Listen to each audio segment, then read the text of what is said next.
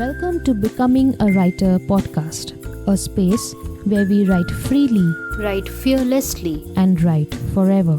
I am Rubina Gauri Gomes, and as your writer friend, I want to give you the love, support, and encouragement to realize, become, and stay a writer for life. You can find more about our conversations and your free Writer's Mental Toolbox PDF at rubinagomes.substack.com. Now please grab a cup of your favorite drink and let's have a quick chat. Hello my writer friends, Rubina here. For our 24th conversation, we are going to talk about realizing that we are actually doing our best for ourselves and our writing. One of the situations I feel guilty about being a self-employed writer is that I cannot help my mother cook as much as is expected of me. I help run errands, buy groceries and do the dishes. I even do the chopping and preparing of ingredients sometimes. But when it comes to cooking, I just can't. I am a young Indian woman. According to our society, I should have already been married and have had at least one child by now. I would also be expected to have a regular job and take care of the house. And Indian cooking is not something you can throw into the microwave and heat up. Indian cooking is an art and a process in itself. It takes several hours to prepare a 4-dish meal every day that would be eaten within 15 minutes. And mind you, I love cooking. I don't mind cooking, but I do mind spending precious hours of the morning in the kitchen that could have been used better for my writing. I have tried and I know that the days I spend the mornings in the kitchen, I'm physically tired to sit and do any writing. The same goes for baking. I know the day I am baking, I am not writing. So I don't do the cooking and it tears my conscience.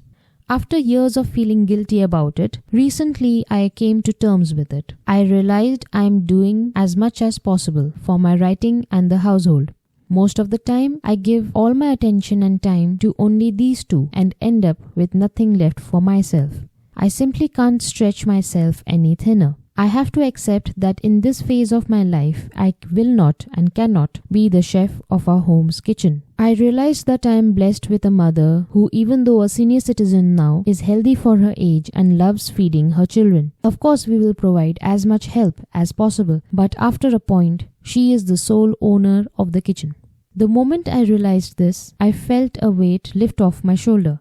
Instead of feeling guilty and coming from a negative mindset, I can now find ways to make it easier for my mother to cook, even when I'm not in the kitchen. And I make space during the weekends to be in the kitchen with her and cook something special. Being a creative person in our regular world is a challenging task. We have been conditioned since birth that the world functions in a particular way, and we are one of the cogs in this big machinery. So things will be rough when you decide to take a different route. It becomes difficult to wake up an hour early to work on your novel before heading to work. It becomes difficult to make your partner realize why you need them to take care of the children for an hour so that you can spend time alone. It becomes difficult to make your family understand that you are not to be disturbed when you are in your creative zone. We must accept that it is difficult to manage life as a member of society and work on a dream life as a writer. And when life comes in between us and our writing, we think something is wrong with us. We believe that what we are doing is a waste of time. Nothing is wrong with us and it is not a waste of time. We just haven't figured out a way to tackle our situation. Sometimes you will feel that you are being pulled in a million directions but are moving nowhere, especially not in the direction you want to go. And that is when the negative self-talk comes rushing in. My life gets worse every day. It's a waste of time. I can't do it right. I am not smart enough to write this book. I am not good enough. I am such a failure. I wish I could just disappear. I am not worth it. People won't like my novel. I am not talented enough. No one wants my opinion. What will they think of me? Such negative self-talk is not helpful to you, your writing, or your life. It demotivates you so much that you can never recover from it. You are human. You are part of nature. That means your life will ebb and flow. Some days you'll be grinding to the ground. Some days you'll be flying high. And some days you'll be too busy or tired to do anything. Just because you're having a bad day or a bad writing session doesn't mean you are inadequate. That's just the flavor of that day. Tomorrow, try your best to make things different and in your favor. And the first place to start is by talking to yourself in your favor. My life is getting better every day. Working on my novel is not a waste of time. I'm learning how to do things right. I can always learn the craft of writing. I am good enough. Today I'll take a break and tomorrow I'll have a blast. I'm totally worth it. The right people will love my novel. Talent is good, hard work is better. My words will attract the right people. My self-worth is not dependent on what others think of me. Also be kind to yourself. Remember when your parents would scold you to behave a certain way, like eating your vegetables, sitting correctly, or conversing with others? But scolding rarely worked. Instead, remember when your parents gently made you understand why they are asking you to do so. Chances are you understood their point and did the deed without much fuss. Same goes for writing as well.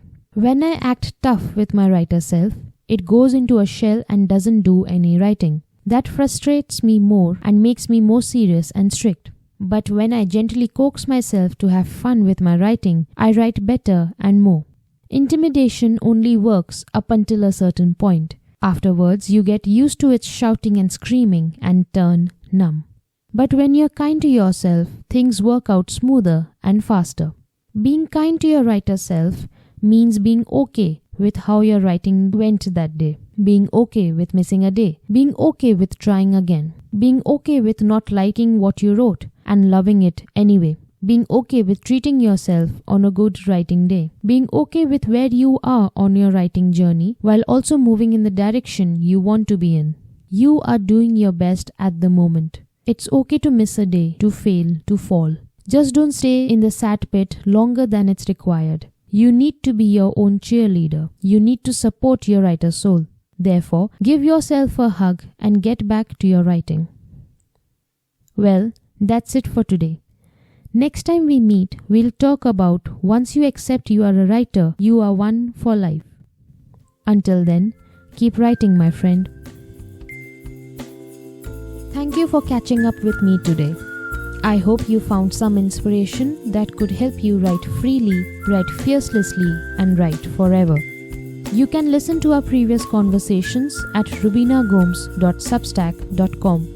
There you'll also get access to my other essays published every Wednesday and your free Writer's Mental Toolbox PDF to help you enjoy every writing session.